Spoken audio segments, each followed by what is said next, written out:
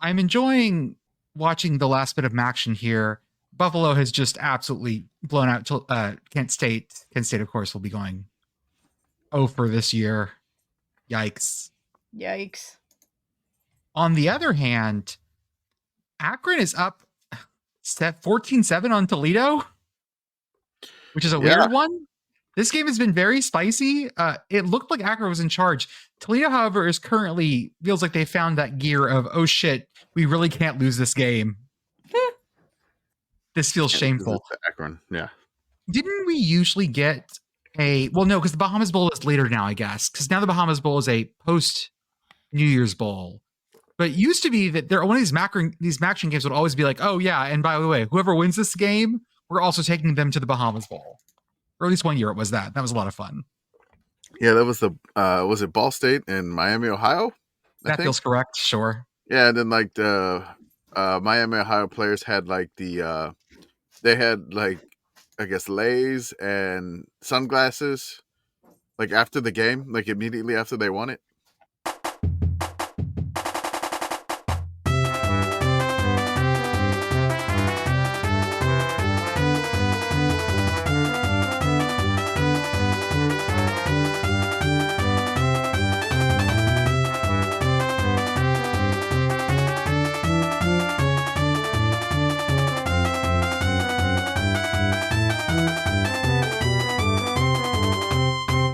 Welcome, everyone, to the Sickos Committee podcast. This is our podcast for the evening of November 26th, 2024.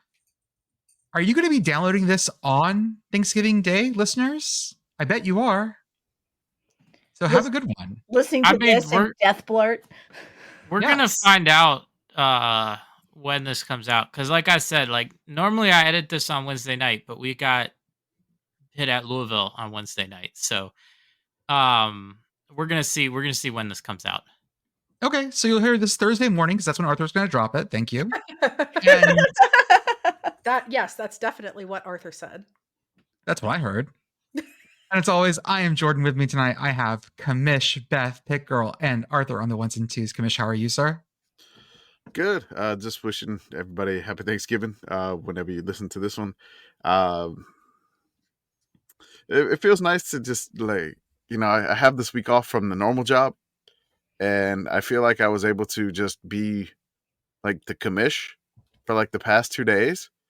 And I felt like incredibly productive commish wise, like committee wise. I'm like, I'm getting stuff done. I'm making headway. I'm I like Jordan feels like he's off these past 2 days too. And he's just like, I'm just angering everybody on the internet with like logo swaps and just, and I'm all like, well, let me put out my little thing about the 32-yard kickers that I had a stupid idea for and gets like 20 likes, but I don't care. I'm still going to do it.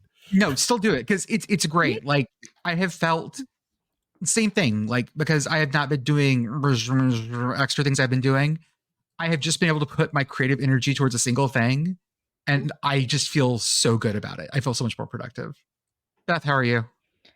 I don't live in the same world as you guys, and I'm trying to just sort of figure that out right now. I'm so sorry. It's not permanent. I'm a musician, and this is the holidays.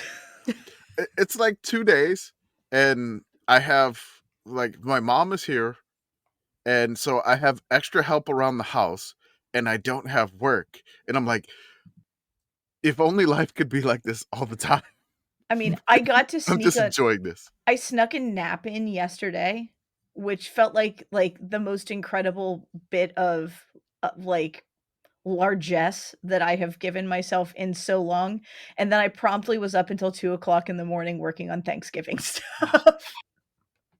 So like everything's great. I am great. Things are great. Whee! Pitt Girl, how are you?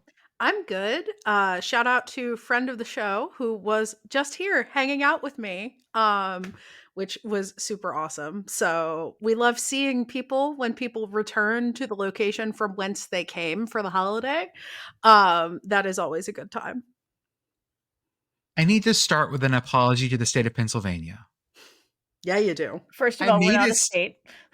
I made a statement a couple days ago where I noticed that yesterday the backyard brawl next year and the Oklahoma at Temple game, a thing that is happening, are happening on the same day. And I said, well, if one's like a nooner and one's an evening game, you could make it.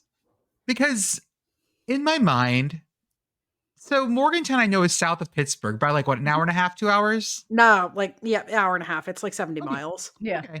But in my mind, I'm going, okay, well, Pitt and Philly are 3 hours apart. So that's just, it's 300 miles. I looked that up. Yes, that is true. Yeah. Beloved Altoona and Philly aren't 3 hours apart. So I thought about that afterwards because you live in the middle of nowhere and we weren't any close to Philly. So in retrospect, I should have realized that. Yeah. Yes. Dear listener, Jordan forgets that Pennsylvania is not flat. And so there are many, you can't get there from here problems here. Nor is it small. Yes. Like, it is not Texas big, but as eastern states go, it's a biggin. Yes. So I think I also didn't realize how far east in the state Pittsburgh is. Sorry, west in the state Pittsburgh is. I didn't realize I think it was not that close to Ohio. It's real close. I mean, like in my mind, I had it 2/3 of the way across the state. No, that's where Altoona is. Yeah. Okay. Yeah. No, I realized that. It's like what I remember growing up, because my dad's from Pittsburgh. When I remember growing up, and I'd visit, and like you would get on the interstate, and it would just be like Wheeling. And I'm like, what the hell is Wheeling? And it's like, that's Wheeling is where West the Virginia. gambling lives. And I'm like, oh, okay. And then I'm like, well, y'all right? Okay, so you guys are like right next to, like, they're basically. It's not necessarily the western border, but it ain't far. Yeah, no. Pittsburgh is delightfully exit 57 on the Pennsylvania Turnpike. So, that should give you some context. Something weird just happened in Toledo, Akron. Oh no! It looks like a punt was bounced over some dude who didn't see it. It may have glanced to the back. No! This is okay. Anyways, I apologize. And just for the record, since you mentioned Akron, I could probably get to Akron in half the time it would take me to get to Penn State. Okay. Yeah, fair. that would be about right. Mm-hmm. Yeah, it's the reason that like Arthur and Pitt Girl and I don't hang out all the time. Yep. Yeah, that's right. Because there are things in between here and there. Mm-hmm. Also, the Turnpike is expensive. Yeah. Like we're kind of in a straight line across the state from each other. Pretty close. Kind of. But with lots of mountains, lots of hollers between here and there. Yes. Yeah, it's a lot of up and down, even if the line is straight. I mean, the line in question is US 22, so not that straight. I would like to give a shout out to, I'm not going to say his name because it's a kid, but we have a fan whose parents and the kid are also listeners of the podcast. It follows the Sickos Committee. And this kiddo had a Sickos Committee cake for his birthday. And that's amazing. We're going to send him some stickers. Happy birthday, kiddo. Yes. That's happy great. birthday, little man. Happy birthday. birthday. This is super exciting for you. I just placed them in the mail today. So just like, I was able to mail stuff. I was able to finally mail you guys stuff that I got you from Flagstaff today. Yay. Yay. It's been a little bit over a month. So I just mailed some stuff to all three y'all. Oh my God. So I'm wearing my Big Sky shirt in honor of getting more mail from Commish. Hooray! Shout out to the birthday boy. Also, shout out to his parents, who must be pretty cool if they are willing to let him listen to this. So I had some concerns in the DMs, and I was like, hey, I mean, we do cuss every now and then on the podcast. We'll try to keep it down. He's like, it's nothing worse that he's heard in middle school. And I was like, that is accurate. And I was like, fair. And I'm like, okay. And then I remember myself going to like all boys Catholic school, in middle school and high school. And I was like, he's got a point. I was like, almost every other word was a cuss word there.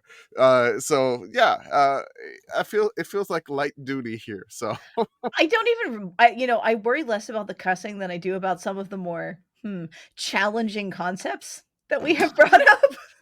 Hey, middle school's crazy, man. Those kids knew way too much. It's fine. Yeah. No, you think middle schoolers are talking about aspic? Okay, you know what? Not that. Right there. That is a good reason parents should not allow us to listen to the show. We talk about kids might want to put things in Jello. We just cannot have that. I'm sure they've done that already. Like prank, they've definitely put the teacher stapler in Jello. They've watched The Office at this point, I think. But then it's going to be like hot dogs in Jello. It's not going to be on the teacher's desk. It will be other places. Okay, we don't need to give the kid ideas here. We're just trying to celebrate the awesome Walking cake. taco All right, aspic. Ooh. just leave it in the bag. Next time we go to a Pitt tailgate, I'm going to cook, but I'm going to cook whatever tailgate's cooking as an aspic. No, thank you. No, I'm just getting I see confused. Beth is angry, disappointed. Pitt Girl is like pleading with me not to do this. I You're mean, like, gonna is it use just like my kitchen to do it. Is it just like unflavored gelatin?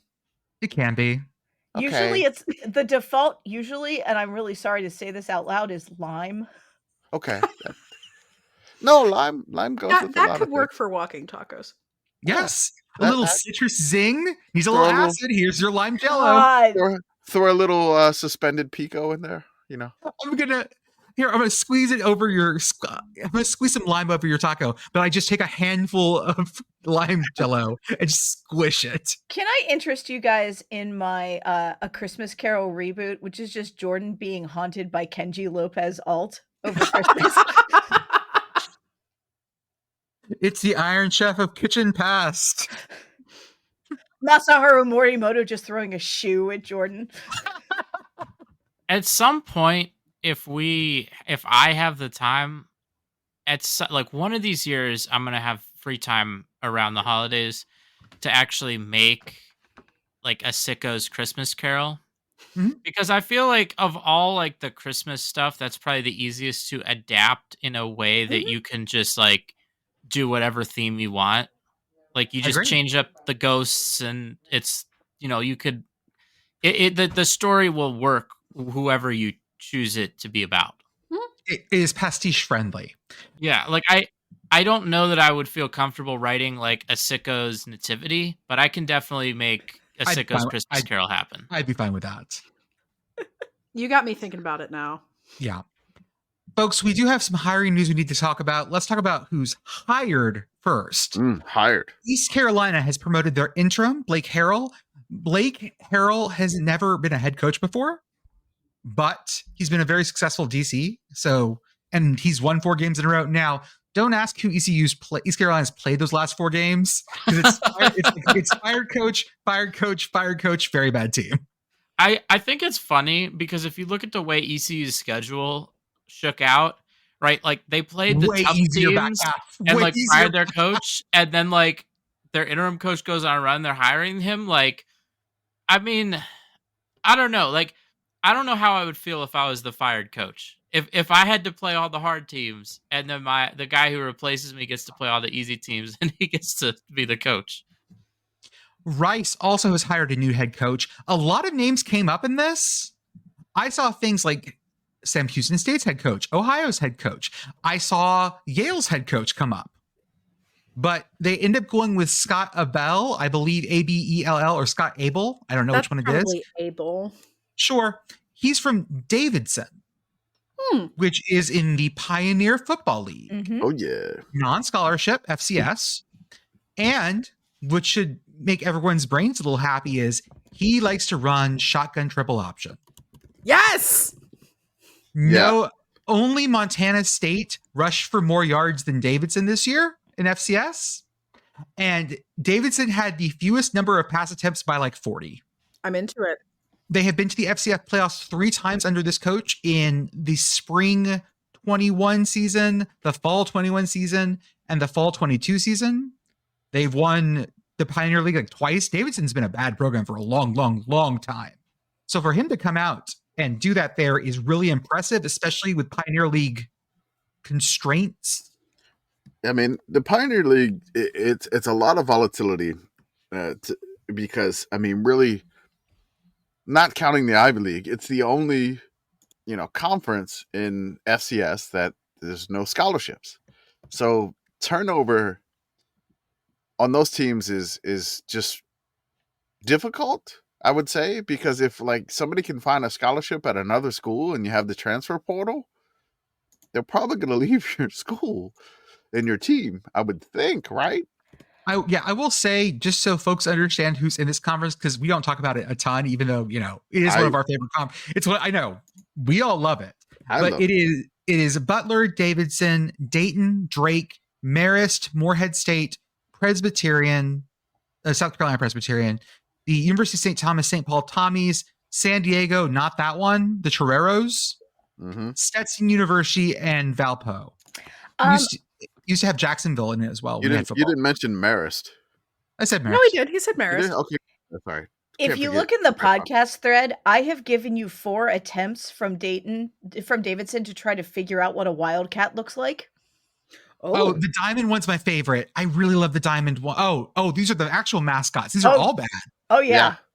Number 3's black eyes are really bothering me. Oh no. I do. Looks like the ink got him, or the venom symbiote. So I like number 2 because number 2 at first glance, so he actually has like very thick white eyebrows. Yep. But at first glance, it kind of looks like he's making like the anime star eyes. It looks like he's looking at the world in star-eyed wonder. Yes. It took me a bit to realize that those were eyebrows, and that was not I've been watching lots of Steven Universe lately with my kid. It looks like their eyes. Yes. So that Rice gets this higher. Interesting thing. I've always said the best thing I want Rice to be is to be that annoying pain in the ass team in conference that you just don't want to play. That's it. This feels like this potentially checks all the boxes for that. Mm-hmm. Yeah, there's going to be a lot of option in the American. You got Army, Navy. Now you have Rice. You have like Tulane's like version of their run-based attack. This is, I don't know. It's going to be quite interesting to see what the rest of the schools do on their hiring, since there's so many openings in this conference still. And then, of course, Macintosh Brown the 4th, known to his friends as Mac, at North Carolina. He just said he's not retiring. He's going to be there. No, he's not retiring.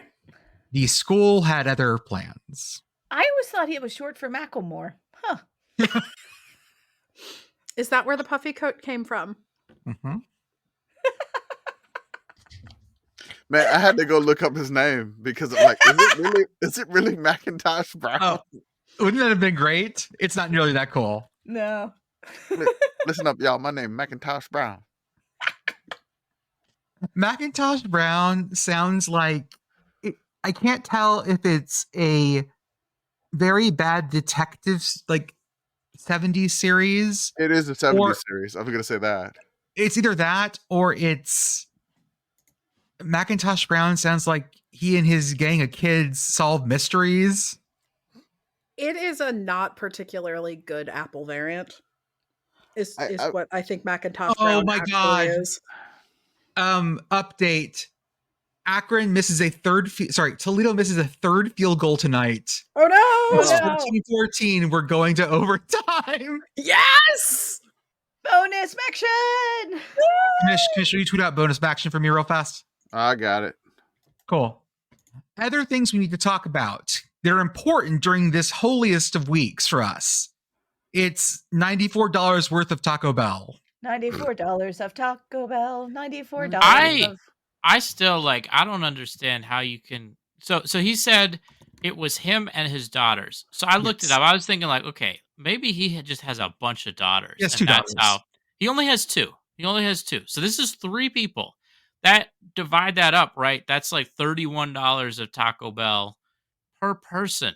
I remember there was this thing that went viral. I don't remember how long ago, about eating $27 worth of Taco Bell. Because there was someone on Twitter complaining about everything's expensive now. Taco Bell costs $27. And so people went out and tried to eat $27 worth of Taco Bell. I did it. I had to do a lot of tricks to up the menu price, right? So we're replacing that meat with steak. We're eating you know what I mean? All sorts of things. $27. I did it. I finished it. I survived. I felt terrible. So I can't imagine 31. I don't know where that extra $4 is coming. The only way I can think to get $31 per person is to go to a Taco Bell cantina. But I looked up, his daughters are not old enough to drink.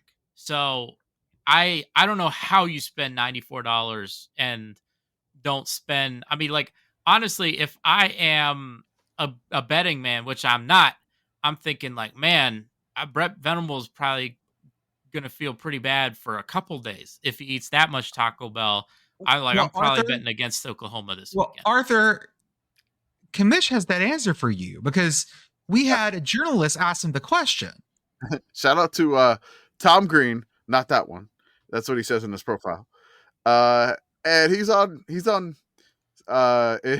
goes by Tomas Verde on Blue Sky, which is fantastic.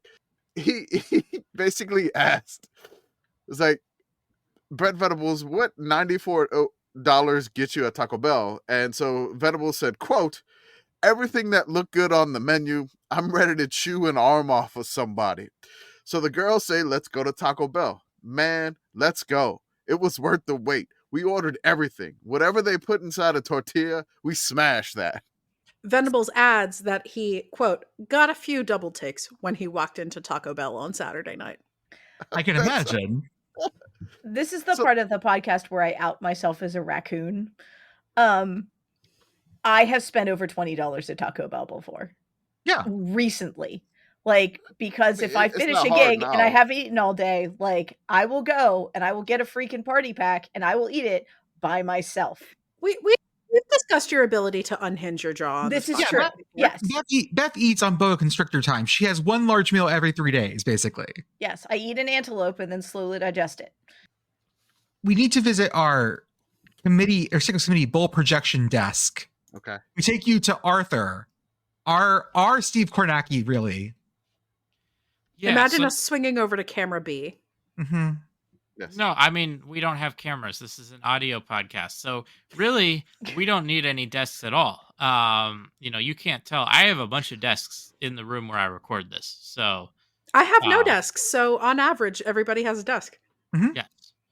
But yes, so let's talk about bowls. Let's talk about what the numbers. So again, I'm not really focusing on who's going where yet, simply because there's a lot of fluid things. We'll know when we know. You want like bowl projections to tell you like your team could be going here. Like you can go look that up online. That's not why we're here. No. I'm just looking at the number of spots. So right now we have 77 bowl eligible teams. So these are the teams that have already won their 6th game of the season. Okay. On top of that, we have 2 games this week. The Eastern Michigan versus Western Michigan game and the Commonwealth Cup. Those 2 games, both of the teams have 5 wins. So the winner is bowl eligible. The loser will not be going to a bowl. So that means we're going to have at least 79 bowl teams. Now we need a total of 82 bowl teams to finish out the bowl schedule. So here are the other teams that are sitting at 5 wins. So these are all teams that have to win this week to make a bowl. So that is App State, Auburn, Cincinnati, Coastal Carolina, Kansas, Michigan State, NC State, New Mexico, North Texas, Oregon State, ULM, and Wisconsin. Is that 12? Yeah. It's a lot more teams. I counted 12. Yes, it is 12. There are a lot more teams that could win, that could end up getting to 6 wins, and there might not be spots for all of them. Right now, the FPI projection has 84.08 teams. So let's round that to 84. In that case, there would be 2 teams left over that either would not get a bowl or they'd have to create one out of thin air like they did at one point with the Frisco Football Classic. Okay. What's going to happen in that situation? It's not 100% clear. The Frisco Football Classic is not necessarily like a rule. They could do it again. They could not. I think it also would depend on, is there an even number of teams, right? Like if there's 84 teams, they're probably a lot more likely to add another bowl than if there's only 83 teams. And unfortunately, the team that is kind of in the weakest position is UConn, because they don't officially have a bowl tie-in. So they're kind of counting on there just being enough spots to go around. Every other conference, because they have bowl deals, they are going to likely have priority over UConn, just contractually. But a lot of those ESPN bowls don't have really solid tie-ins, so that'd be easy to split in there. Yeah, so the ESPN bowls don't have really solid tie-ins, just because they have the same owner. But like those bowl contracts have a lot of language where the conferences, when they sign the deal, it'll have like a clause in it where it'll say like we're like a backup team for ESPN bowls. So like when, for example, when Conference USA puts out their bowl lineup, it's like, okay, like we are guaranteed like 5 bowls, and then like we have backup contracts for like this other like ESPN deal. So I mean, it's possible that, you know, a bowl could go against their ties and select UConn, especially if it's not an ESPN bowl. Like I said, trying to figure out specific teams to specific bowls at this point is impossible. You know, we don't really know a lot. You know the playoff at the top because they're putting teams by conference, and then outside of that, don't really know anything. One thing I do want to add about the playoff, just because I was just reminded of it, I think it's funny. I've seen a lot today. I've seen a lot of like national, like not college football focused outlets trying to do clickbait about like, oh, like why is Alabama not in the latest playoff projection? And it's like the answer, it's one of those like clickbait where it's like one sentence is like, yeah, like they lost by a lot. Because they footballed bad. But it's very funny to see all of those, you know, from like the main ESPN, like main athletic, presumably targeted at people who were unaware that Alabama had lost badly. They're just wondering like, oh, they're pretty good usually, aren't they? Why aren't they in here? So we'll talk about the games coming up for this rivalry weekend. And Commish, you've prepared something special for us special for us. I'm going to fuck this up so many times for rivalry weekend. That's right. Rivalry week. This is rivalry week, and you know, I'm like if you're playing this week, I'm declaring you a rival. No matter what it is, you try to take away the schedule from us. You try to break up rivalry week. I don't care. Every single game this week is a rivalry, and we're gonna give you the series total. Like, you know, no matter how many times these teams have played, every game is a rivalry. It is rivalry week. You know, again, I don't care. You're not taking this away from me. You whatever. You're trying to break up rivalry week. It's not happening. Everybody's a rival this week. Well, let's push ahead then. As usual, we'll talk about these in terms of how we're arguing for which the game of the week should be. And this week doesn't have a ton of really steady ones. These top 2 I'm sort of convinced on, but we'll see in a second. First game, top headline here, folks, is Virginia at Virginia Tech, the Commonwealth Cup. Virginia Tech leads the series 61-38-5. Hokies have won 22 of the last 24. And this, like we said, Martha mentioned earlier, is a bowl eligible. That's right. I do like that this is a bowl eligible. I am not confident that Virginia Tech is not going to make it 23 out of 25. Yeah. And so that makes me hesitant to pick it, because I think we might have some games that are a little bit more potentially interesting elsewhere in the ranking. As they say sometimes, we're going to switch to a more competitive game. Yes. So I'm just gonna say right here, because a lot of times, like on this podcast, I'll give my pick as like, oh, this is my game. So I would just use math to rank games this week. I would say my top 2 games are gonna be these games, just in terms of like what am I paying the closest attention to, right? I would say number 1, probably Eastern Michigan at Western Michigan. I would put that over the Commonwealth Cup because of what you said about how the Commonwealth Cup tends to go. But I would still put the Commonwealth Cup second, and then I would put all of the remaining games with a 5-win team. And the way I would rank them is like what's closest to like 50-50 in terms of the projections, right? So like the Kansas game, right? Like according to FPI, Kansas has a 52% chance of winning that game. So that's like about as close as you're going to get to 50-50. Oh, actually, the Wisconsin, Minnesota is even closer. 51% chance Ooh. Wisconsin wins that, Ooh. according to FPI. So that's how I would rank them, basically. So I would just say You're just going straight No. analytics, homie. No, that's no, my ranking. I don't buy this. These are vibes here. Commonwealth Cup vibes in general as a rivalry are okay. It's not. It's okay. It's not South Carolina Clemson, which is my high watermark for real hate. Yeah, I don't know. Was Arthur mentioned the second one? It's also the double bowl eligible. Hold up. Toledo has a 4th and goal for a touchdown. They've had 4th and goal for a while, and there have been various stoppages as a person who has cable. Never mind then. Eastern Michigan at Western Michigan. The winner of this gets the MAC Michigan 3-way trophy. Yeah. So and they get to go to a bowl. I like this one. I wish it was at Eastern, just so then, because it always gets a little bump if it's on the gray field. Yeah, I kind of like having Maction on Saturday. It's gonna get lost. And 12:30 kick helps. It's a weird kick time. It's a little bit of weird kick time, but it's probably gonna get lost. It is. The thing it does have going for it, though, is that Ohio State, Michigan is probably not going to be interesting. And so if it's kicking at 1:30 Eastern, people will be looking for something else by then. That's the halftime. Oh, I'm done with this. Yeah. Oh! Yes? Oh, Toledo took a massive, massive sack. Akron wins! Akron wins! Holy shit!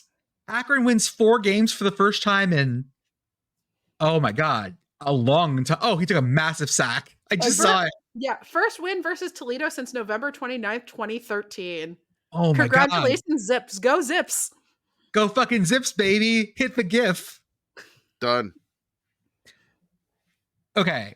Oh, they're having the best time right now. Merry Zipsmas. 2 games in a row? Like, when's the last time Akron won 2 games in a row? Anyways, 2 in a row. 2 in a row. 2 in a row. Okay, so Virginia Tech, Virginia, Eastern Michigan, Western Michigan. I think have a strong case for 1 and 2, whatever order you like that in.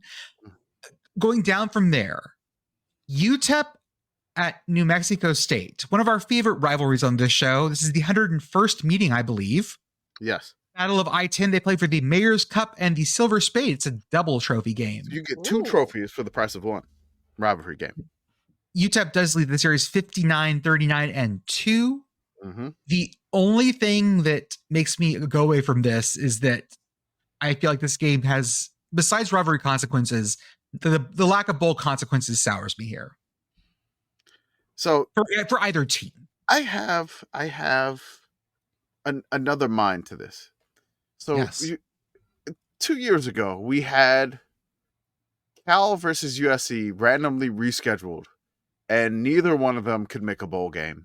And that was our game of the week. It was on, I think, championship weekend too. Now, does it make this game more sickos? Because basically all you have to play for is hate and spiting your rival. I mean, that is a good feeling. It's just like, I got nothing left this year. I fuck it. We're throwing everything here, and I want to beat the shit out of my fucking neighbor. Yeah, like, it's not just fuck it, it's fuck you. Fuck you. I want to kill you. You are only 43 miles away from me. We've dynamited things before in the past.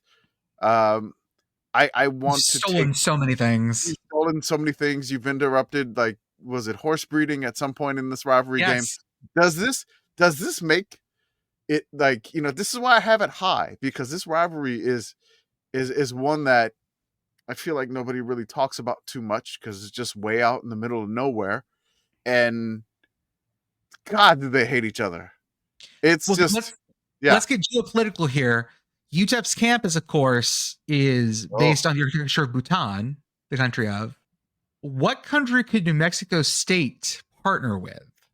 Okay. The problem isn't Bhutan one of the countries that has no diplomatic relationships because they're just fine the way they are? Yeah, Bhutan is pretty neutral, generally speaking. They're pretty isolationist.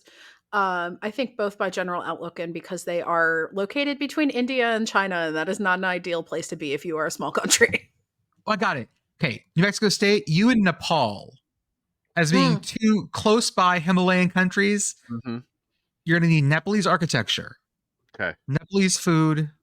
Well, no, don't. Nepali change the red food's and green really chili. good. Just Just as an aside. Nepalese flag. Holy shit! Think about it. New Mexico flag, state of New Mexico flag. Oh, the on Zia pennants. on the the Zia on the pennants. on both of those. Yes. On both of okay. You got to make that for me now. Yeah, I'll do that. Yeah, you got to do it. So that's where we're at in that game. I like this one because It's spicy, man. Yes. I love this. I love this rivalry game, and I'm glad it's on rivalry week like everything else. Yeah, this game's been like week 2 or 3 sometimes. This doesn't fit well there. Yeah. No. Okay. Next one, big rivalry, Friday, Fox, 7 p.m. Utah UCF. This is a classic rivalry in every sense of the word. Every time I've seen this game played, I have been amazed, horrified. I have been excited. I have been perturbed. Yeah. I mean, like, every time this rivalry has been played, like, I have had sex.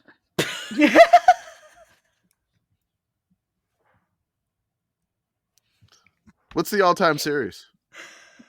0-0. I can't top that. I can't. You've heard everything you need to know about this game. They've never played each other. I'm just imagining. I'm just imagining how this game happens. Like a family in Salt Lake were like, "Yeah, we're going to Disneyland. We're going to Disneyland," and somehow they went up in Disney World instead in Orlando. Yeah, both of these teams are 4-7. Yeah, they got. There's nothing. Yeah, there's literally nothing to play for here. No. And this is Friday night, baby. Yeah, this is this hatred. I hate you. This is Friday night, and nobody's going to be watching it because clean old fashioned hate is happening in the same spot. This is like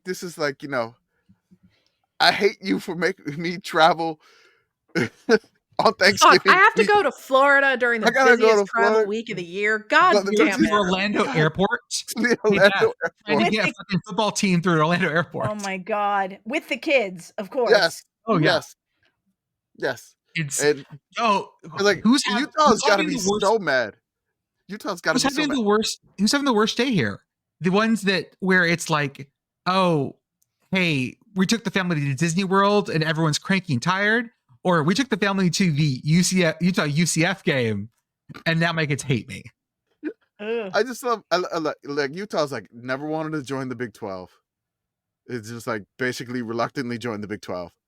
And there's been rumors throughout the year they want to leave the Big 12, and then they've had to like make statements like we're not leaving the Big 12, and this is what they get for rivalry week. They got to go to Orlando to face UCF. Utah's just here so they don't get fined. Probably. It's just, I mean, and then like UCF fans, that if they're not good, I don't know what type of atmosphere the bounce house is gonna have for this game. On Thanksgiving week, on Black Friday, for Utah, and they're both 4-7. May I derail the podcast briefly? Oh, yeah, please. you gotta ask. Just do it. We don't have rails.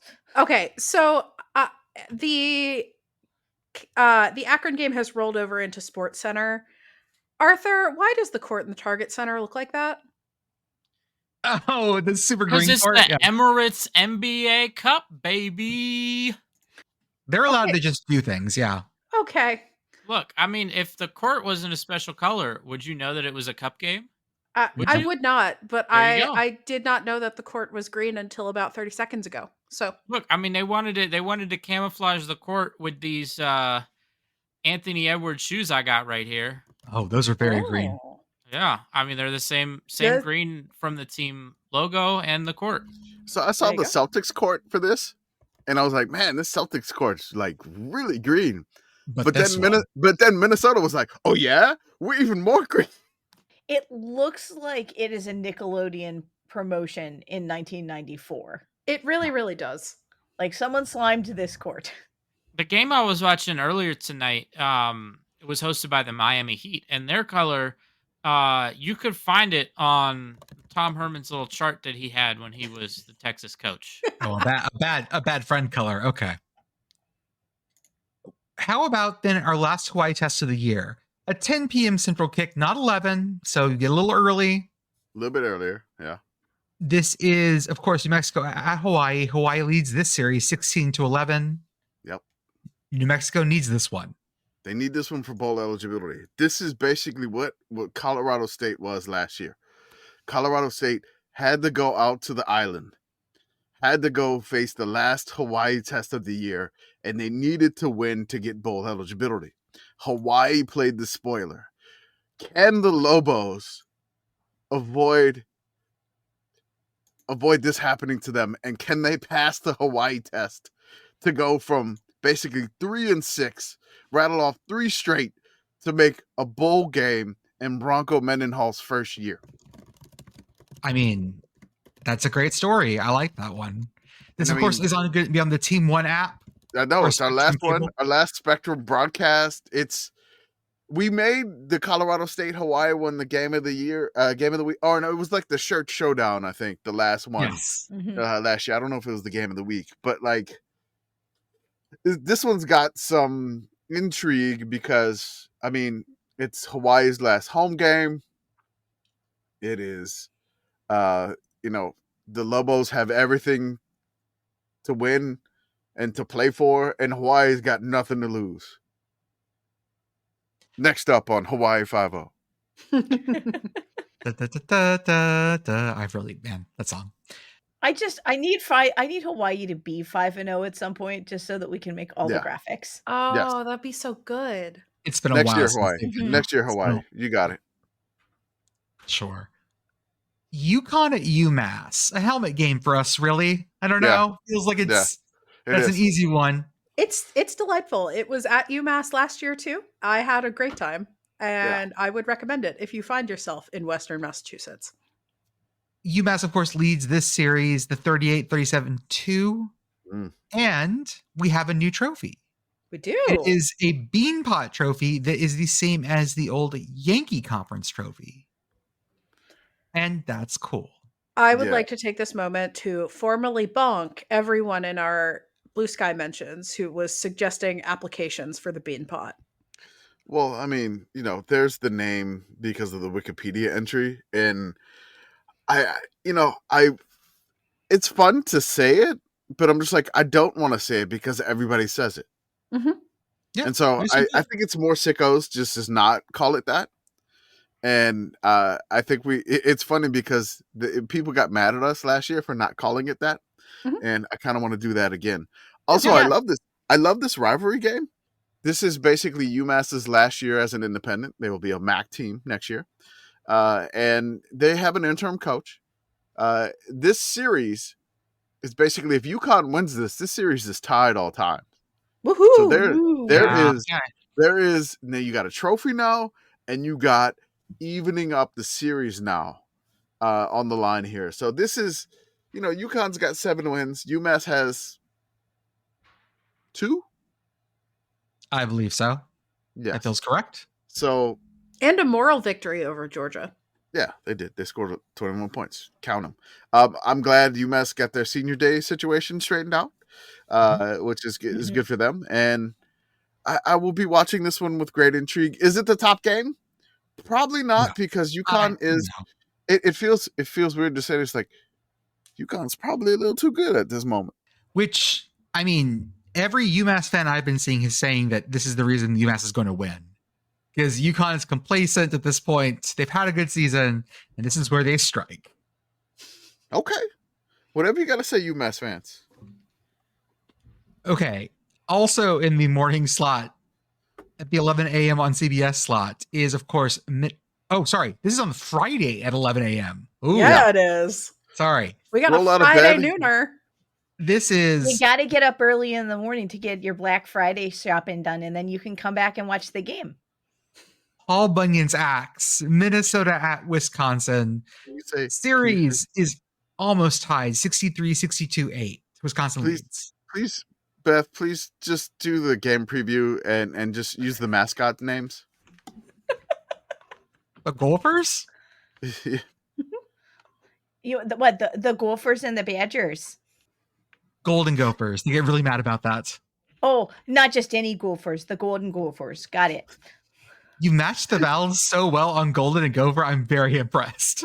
Thanks. Can you say Paul Bunyan's Axe? Paul Bunyan's Axe? That axe.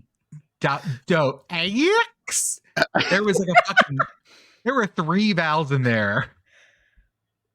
Beautiful. Thank you, Beth. It's thrifty if you think about it. This one too here. If Minnesota wins this game, the all-time series in the Paul Bunyan's Axe is 63-8. So like this is so close. There's been 8 ties. This would be all-time tied if Minnesota wins this game. But the Axe? The Axe? Axe? Was the Greek there? The Ajax. It's like I feel I'm gonna slip in the Cajun at this point. It's gonna happen. Did you guys like my logo swap of these two? Yes. What's my favorite one? Actually, it's so perfect. Everybody's so mad. Perfect. It's like you're just angering everybody, and here's the thing. And then you have other people that are just like, "When are you gonna do these?" I have 2 rules, right? The first one is I don't just do flat palette swaps because that's lazy. Mm-hmm. I'm going to try to like remake the logos in the other style. That's what I do. I enjoy the more. It's more of a creative task. But my other rule is I don't just do this to troll. It's literally just because it's a visceral reaction, sure, but it's not trolly. I don't know. I feel like a little trolly. Fine. It's a little trolly. This isn't the same as who's going to make the playoffs this year. It's not raw engagement bait. It requires more effort than that, and I appreciate that about it. Mm-hmm. Yeah, I just thought that you have people like request. When are you going to do my teams? I want to see this horrific thing. Like, and my favorite comments on the reply, like, this is horrific and glorious. Thank you. Yes. Like, I want to throw up, but I love it. Yeah. I think Minnesota and Wisconsin is one of the best swaps because you can, I will describe this for those of you who have not seen it. It is Minnesota color motion W upside down. And then very bad motion, and it's backing its ass up, basically. Yeah. And then Wisconsin color Minnesota M upside down. And it works. It's perfect. It's amazing. Although I will say probably the single funniest post that you will ever do in this vein, whoever did it, is the one for Penn State. That was so funny. It was Joey. It was Joey. The Canadian Joey pulled that off. And I was like, that was so good. Joey. That was great. Penn State, as the only rival, is, of course, themselves. Yep. And then like people were replying underneath it with just images of James Franklin. I was just like, so good. Hey, Beth, this Minnesota-Wisconsin thing, of course, has some fight song lore in it too, because if you listen to our other podcast on Wisconsin, that song was first written for Minnesota. Yep. Can you say on Minnesota? It's stolen valor. So okay, I just want one more thing. Go. Say row the boat. Oh, row the boat. That one was for you, PJ Flack. Those vowels just move so much. Like somewhere, several of the Minnesotans and Wisconsinites that are in our Discord are just screaming. Next game up, 6:30 on Saturday on Fox, FARMAGEDDON. Yes. Kansas State, Iowa State. Iowa State leads this series 53-54. I need you guys to understand the fact that there's a series that exists that Iowa State leads. Yeah. Tells you how down bad Kansas State was for the last 100 years. This is like this if we were around in the 50s and 60s and 70s, Game of the week before- every year. game of the week every year was Farmageddon. Like before Bill Snyder got there, Mhm. Iowa State, K-State would have been the game of the week. Almost. This is like Sickos Classic Network, Iowa State, K-State game. Like, just Farmageddon has so much Sickos lore in between it, and it's still baked in. No matter if these two teams are good, like, it just comes out.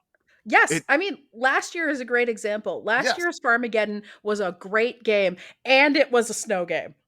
Perfect. Yes. 10 out of 10, no notes. I would also like to posit that perhaps old-timey Farmageddon was Midwestern UMass-UConn.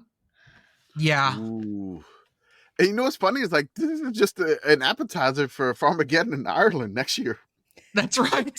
Farmageddon 2, the Farmageddoning. The Farmageddoning. Hold up, putting that in the ideas thing. So Puddles ruined this word for me this week Oh, because he saw it written down for the first time and he didn't know the rivalry was called that. And he asked me about Farmageddon. And now I want like a Gundam that's named that. oh, see, you said this, and I was picturing like one of those like sea swimming dinosaurs. Yeah, sure. Oh, like but it's like a barn. Megalodon. It's Like Pussy, yeah. yeah. In a world. I'm imagining a Megalodon farm. Like, you know how we have like farmed salmon? Yeah. It's just, we got giant, big ass prehistoric sharks. Oh my Keeping God, them it's in Loch Ness captivity. Monster. Man, Megalodon Farm was the weirdest book that Orwell ever wrote. Farmageddon is the I Loch didn't Ness get that shit Monster. at all. It is. It's Like- weird. It was a collaboration between him and Michael Crichton. Jurassic Aquarium. Yeah. Oh my God. Farmageddon is the Loch Ness Monster. That's what it is. Did you see there's a kids Jurassic Park show now? Like, Yeah. it's like it's a cartoon. Yeah, there is. Do they just On go to Netflix. Jurassic Park and the dinosaurs are there and they're cute and that's Yeah, like the things show? are okay. Like things are just okay. There's a little scary situations, but you know, it's yeah. So We don't talk about what happened here 10, 15 years ago. in a Not world the fun dino. where the dinosaurs are fun. Welcome to Farmageddon. Oh God, that's so good. I can't stop. Oh my God. Okay. This game also has really big Big 12 championship implications. Like, Well- there's a ton of actual importance here. We have not looked into the crystal, but the soothsayers have not entered their lodge and not read yet. the tea leaves and cast the No, bones no, no, to figure out Yeah. how the Big 12 is going to shake out. definitely not. I would like to take this moment to shout out the listener who did actually put in the parlay for what needs to happen for West Virginia to make the Big 12 title game. They bet hope it 52 cashes. cents. They bet 52 cents, and if it cashes, they win like $178. This podcast It's is worth not 52 gambling cents. advice. Man, I mean, honestly, I've never been a sports bettor. Like, I'm tempted. I'm gonna have to Look, figure out now how you to do. download one of these If you apps on my found- phone. You throw If in you- $1, man. If you found 52 cents in your couch cushions, which Before is you weird lit the because couch you have on fire because West Virginia made the Big 12 championship. yes, probably. Well, that's important. Get the money out before You you light the burn it. couch on fire. Oh my Couch God. fire can't melt pocket change. If I get on one of these apps, like I want to find out what the limit, how much they'll let me bet on this is. This podcast is not gambling advice. I wish you could go into an actual sports book and use like chips and bars. I guess you can.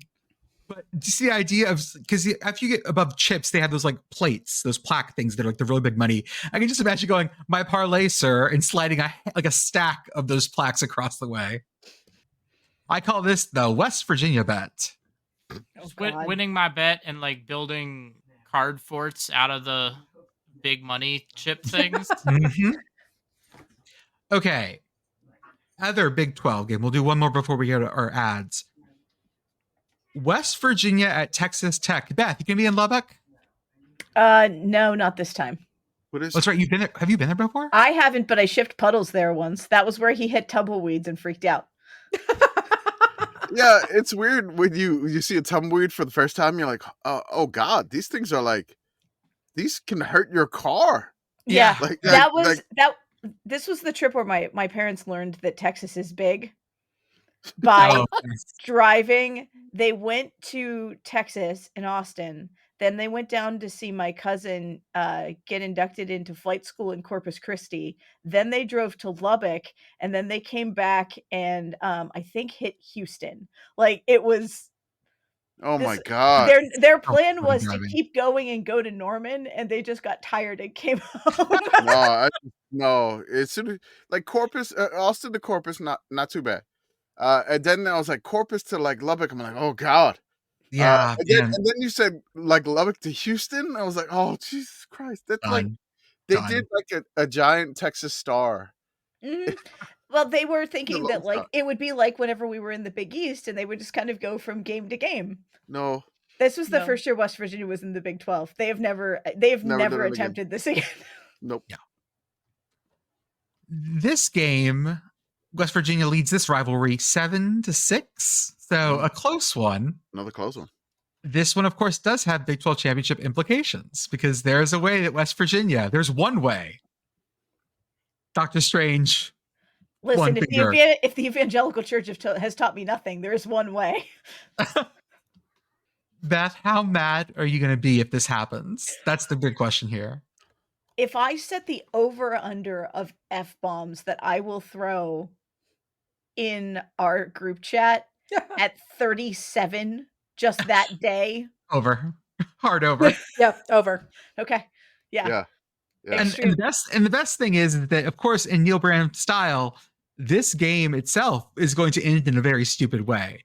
Didn't he say that he likes playing games into the fourth close? Is that a quote he said? Yes. You gotta play with your food. It makes it fun. I mean, I had a lot of fun at the Brawl. I don't know about the rest of y'all. We have to pay Neil Brown $150,000 if he wins the Big 12 championship game. I can't. If he wins or if he gets there? No, if he wins. Okay. I think it's 100,000. It goes to the Japanese department. Bye. 100 it's 100 if he gets there? I'm looking. Okay. Oh God. Yeah, this has stupidity written all over it because Texas Tech has really not played a normal game this year. It's $100,000 if he just appears. $150,000 if he wins. Okay, so he could possibly get $250,000 if he appears and wins the Big 12. I assume those are not $250,000. I assume those aren't additive. I hope they're not additive. I hope they're not additive, but looking at how bad West Virginia is at business, it's very possible that they are. What would a West Virginia person do with a tortilla? I mean, make a really bad pepperoni roll. That was what I was going to say. Yep. The saddest pepperoni roll. Okay. Like a pinwheel? Kind of. Okay. I was just imagining that, like, you take a tortilla, you take a whole mess of pepperoni, you put it in the middle, and you just kind of ball it up into a weird-looking softball. Yeah. And then you whip it at the ref because... the pepperoni just flies everywhere. I mean, it is the Big 12 refs. It explodes on contact like a pepperoni grenade. It's like a multi-tipped bomb. Didn't I send you guys the clip from the West Virginia-Syracuse game where they threw a whiskey bottle at the ref? No! Oh, no. I thought I did. Yeah, you did. You did. Or at least me. I know you sent it to me. Yeah, it's one of my favorite things. It's one of my favorite ref calls ever because he goes, "Would you please stop throwing whiskey bottles on the field?"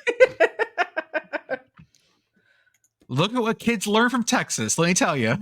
Woo. Okay, ad reads. As always, well, not as always, this is our last weekend with them. The College Football Blitz will be around for one more weekend. It is College Football Radio Red Zone, which means that they go across the country for 12 hours on college football Saturdays. They cover big games, small games. If we yell at Hartzell enough, sometimes he goes to Idaho or Wyoming. Not Idaho, Wyoming. But it's a great thing to listen to on the Varsity app. It's free there. You can stream it on your computer. It's how I get through a Saturday because there's a lot of fucking football out there. Mm-hmm. We have our link tree in our Twitter, Instagram, and Blue Sky profiles. We are on Blue Sky. Join us on Blue Sky. We're enjoying it over there. It's really nice over there. Oh, here's something that most people who are listening to this will know this already, but if you're over there and you click on the Sickos Committee starter pack, we're actually all on there. Mhm. So if you want to see what we say about boring things, come find us there. No, the line does not need to continue to go up. The line has gone up and up. Yeah, but the line goes up, Beth. That's where the line's supposed to go. Beth realizing she has over 2,000 followers is making her panic slightly. We're not there yet. I'm like at 1,600. Oh, we'll get you there. No. We have our Patreon, $5 a month. Join us on our Discord. Talk to us about whatever you want to talk to us about. We have topics for all sorts of things. Cannibals has been fun for Thanksgiving. All sorts of stuff. You also get access, of course, to our podcast Behind the Paywall, Comish's Corner, yes, rah, rah, rah, yes, and the Prayer Review Chronicles. And, of course, sickoscommittee.org, our merch store. Also our name on Blue Sky now, so I switched it over. The Black Friday sale. We're going to have a Black Friday sale. We're doing 26% off, Commish. I think it's 26 or 26. I don't know. It's going to be a weird number. It's not going to be 25 or 30. It's going to be in between 25 and 30, whatever I decide. So it'll be on Friday. 3rd%. If I could do like 26.3%, if the place allows me to do it, I'll do it. But that's going to just make it hard on spreadsheet or Kevin to calculate the profits we got to send to, the creator of the Sickos cartoon. We have our YouTube. We have our Instagram. We have our Twitch. Joey streamed today. Yay, Joey! And it went fine. He got like 30 people there. Yay! Yeah, Yay. we're probably going to start doing some more stuff in the off season with that. Like Jordan has the keys to it. I have the keys to it.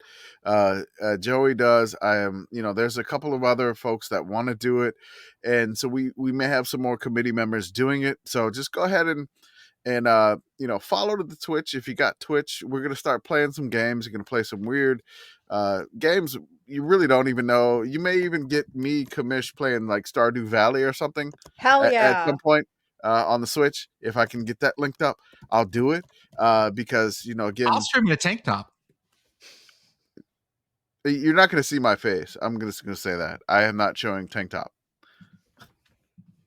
But I don't know what you're doing there, Jordan. A little DV when I stream and get my tank top. Oh, you're going to have a V-neck. Okay. That's what you're going for there. All right. Kids want skin, man. No, don't cut that. Bad phrase. I don't know what that was. Nope. Nope. Podcast title. Oh, please no. We have our Substack. Commish is starting a new series called Remembering Some 2024 FCS Teams. No, it's not a series. It's not a series. Monmouth is in love. Oh, it's just one article. It's just like I wrote basically my favorite 2024 FCS teams that did not make the playoff. Just like some teams that had fun seasons. I wrote about like a 1-win team. I wrote about a team that had 8 wins. I wrote about a team that had 5 wins, 6 wins, 7 wins, like 1 win twice. Just like I wrote about a bunch of FCS teams that had some memorable moments for me personally. Commish, was it Monmouth that got you starting about this? Monmouth is the first school there. Yeah, that's what I figured. Monmouth has been so much fun, and you have been beating that drum so faithfully for weeks now. I love them. And the first 2 teams, the ones I probably talked about the most. So I'll just give you, it's coming out tomorrow, but you'll hear this on Thanksgiving or whenever Arthur can edit this. And the first 2 teams are Monmouth and Stony Brook. So those are my 2. There are many other ones, but it's just some fun stories that I really enjoyed watching them play this year, even though their seasons didn't go as well as they had hoped. But they caught my eye as the commission. I just wanted to give you like some brief summaries and do the internet meme, remembering some dudes or remembering some guys or players or coaches or whatever, athletes, whatever. I did it with the 2024 FCS teams. Okay. Sorry, I lost that window. Hey-o. How many tabs do you have open? Not enough. I closed some of my instances of Closed some of my instances of Chrome. So now I'm down to only about 15. Ah! Shout out to Message Board Geniuses podcast. They go to places we refuse to go. And as always, Home Field Apparel. For the softest, comfiest collegiate apparel, pants, hoodies, shirts, all sorts of things.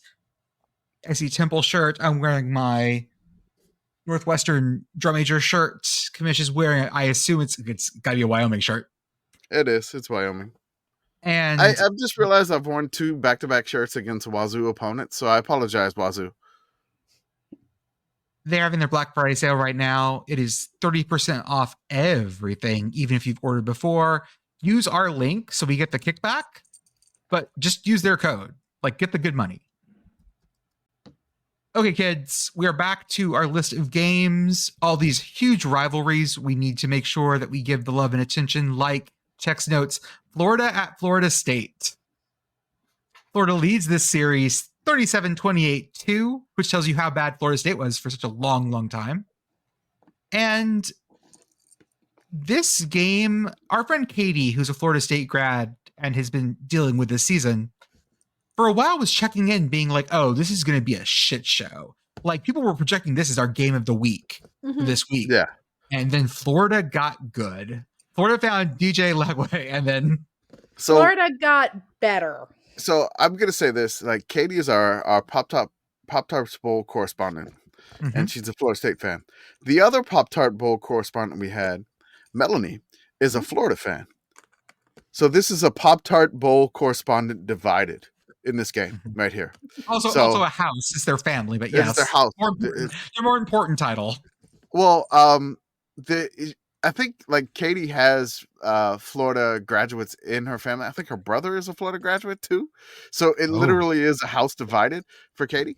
And she's been doing the Parker Stats of War projections each week, and she's like, oh my God, it's getting worse and worse and worse and worse. So I feel like this one lost some juice, as Arthur pointed out, because, you know, Florida doesn't need this for bowl eligibility now. And if they did, and Florida State had that motivation to like just basically yank them down in the crab bucket with them, this game could have been probably higher on our list. But it still would be really funny if Florida State won this one, because they've already given Napier the vote of confidence and he's coming back, and then he loses to this Florida State team. Can I call this game worse vibes UConn UMass? So one of our committee members, Hot UConn UMass. I'm gonna give it humid UConn and UMass. So I'm gonna give you this here when you do the logo swap. Yeah. Put them both in Miami Hurricanes colors. Okay. Done. Oh, yes. Yeah. Done. Thank you. That'll like enjoy. Commish, you said that, and podcast looked at me with the craziest eyes. That wasn't suggested by me. I'm gonna say that was done with.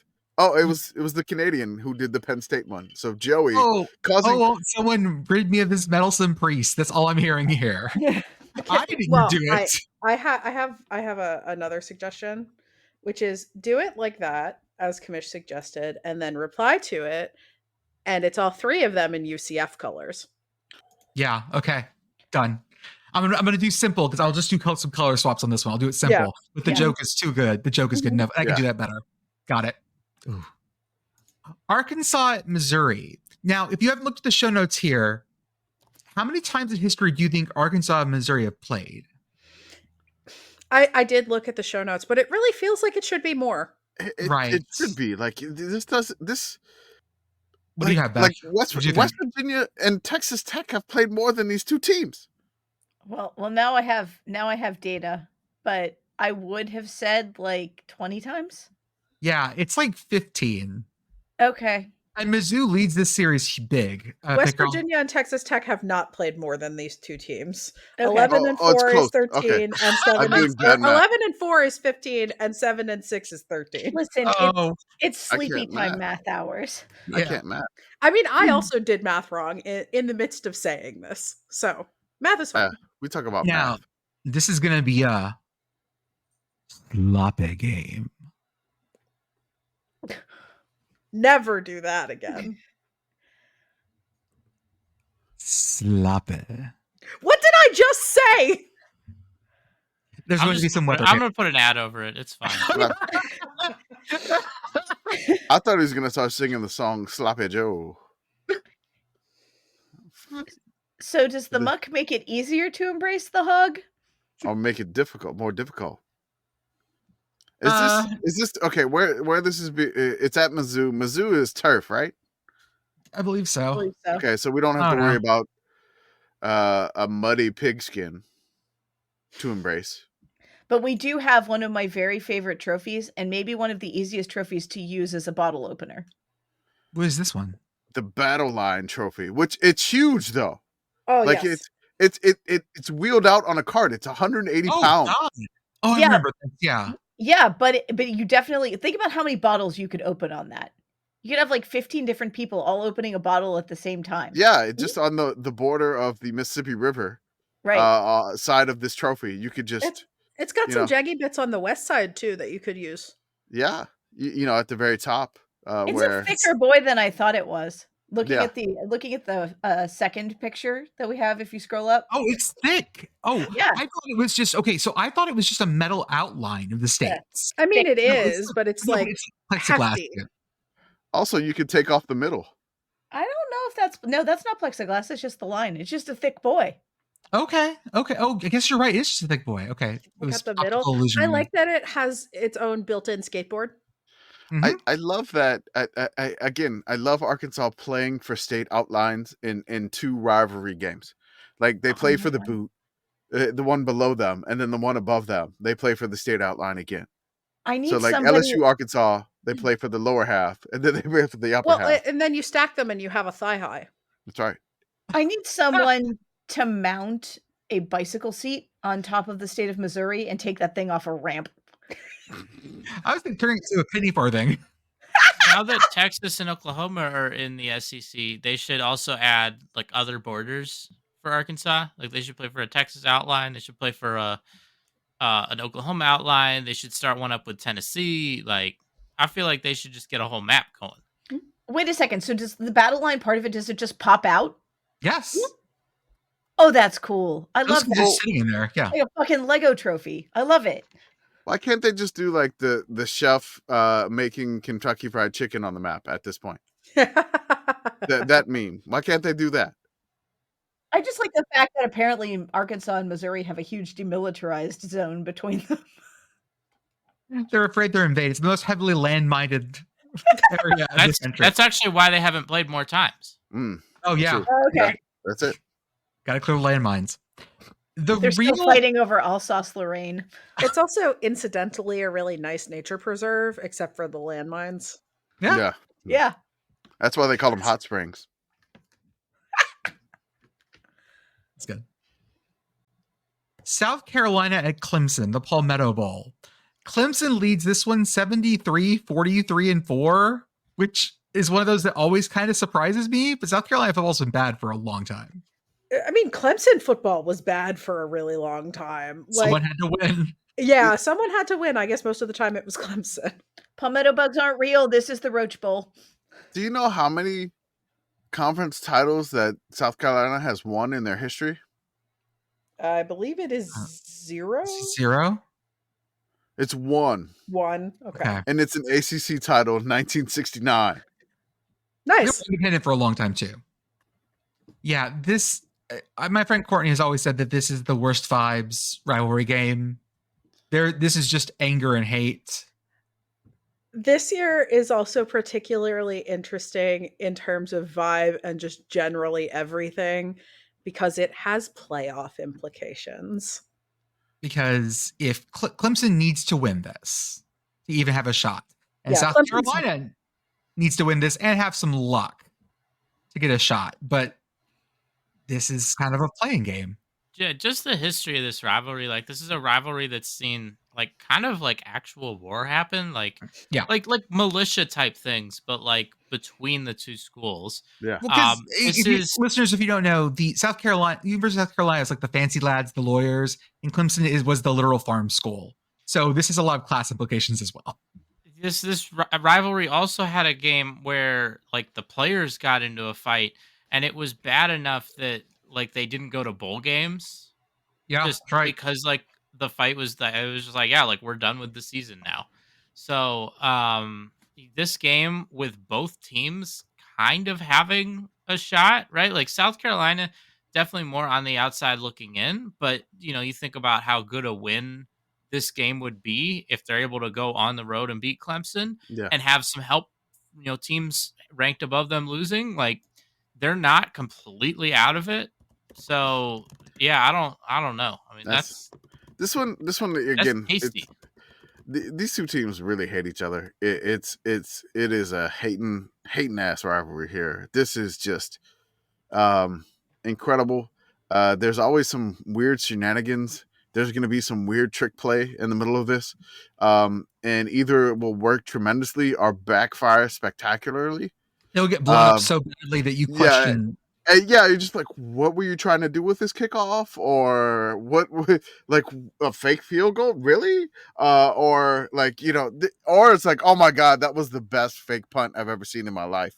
Or there's going to be some shenanigans happen in this game that is just going to catch, they're going to try to catch somebody off guard, and it may work, or it's just going to blow up in their face, and it's going to be glorious either way. Pitt at Boston College, 2 p.m. on the CW. Right. I am going to get my Boston Market thing on Friday. Thank you. Have you bought it yet? No, I have not. So he still has not bought in the thing. Bought. What the hell? And remember, the grocery stores are not going to be open on Thanksgiving. So that's true.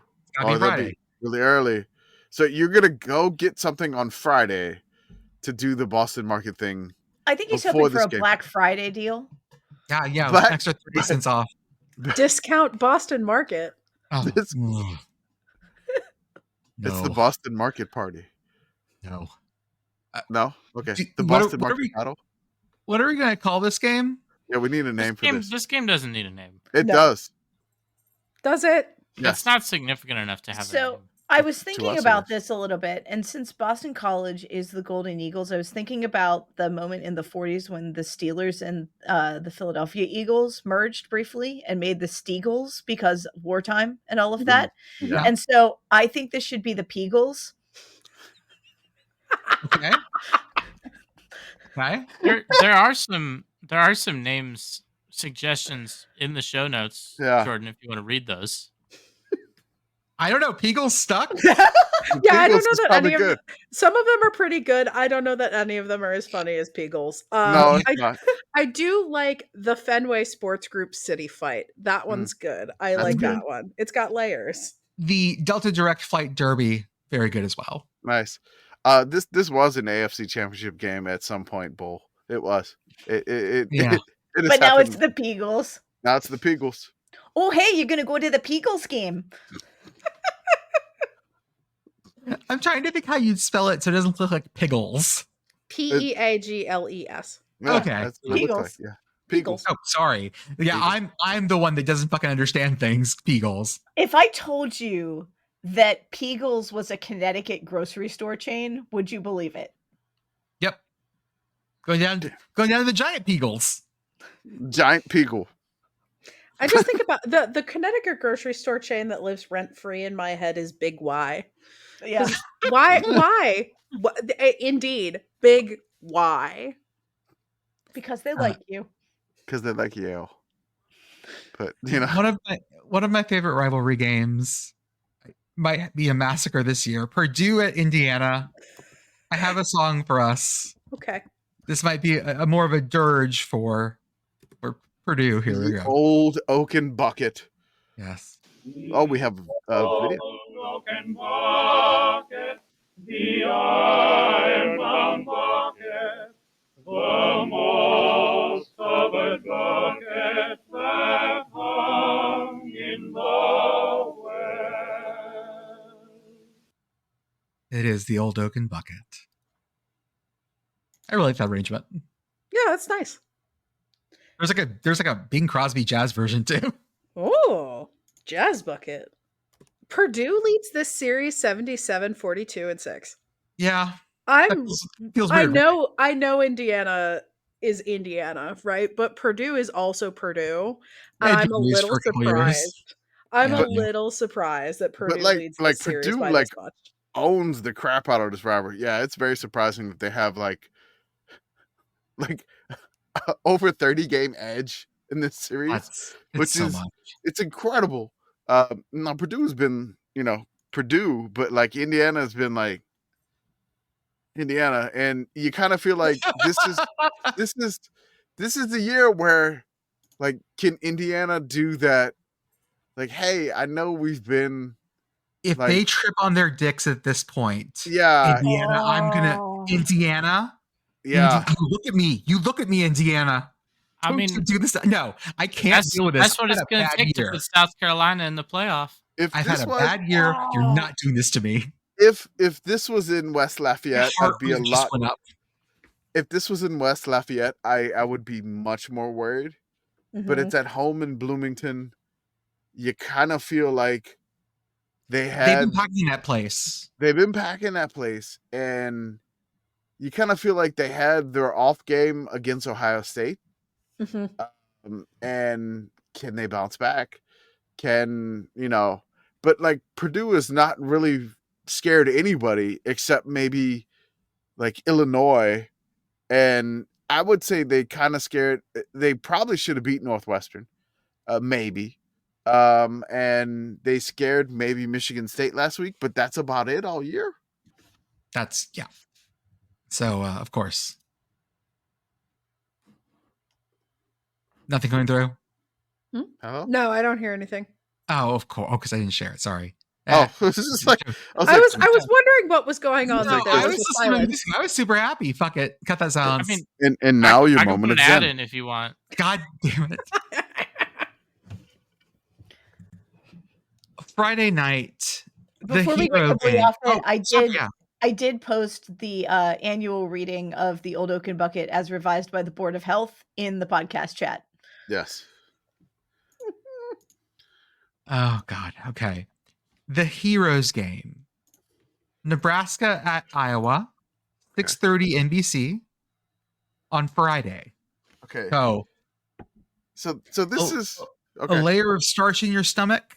Just I want to say this. So the series in this, in which it's kind of played more than I thought it had been.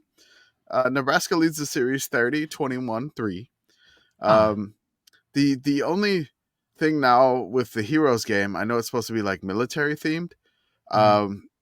The Scrubs episode, where they played Enrique Iglesias. Every time that Dr. Cox had to bend down and get something. Mhm. And so anytime either offense tries to do something, I'm just gonna imagine Enrique singing "I Can Be Your Hero, Baby." Does Iowa also have a Navy? Ooh. Hmm.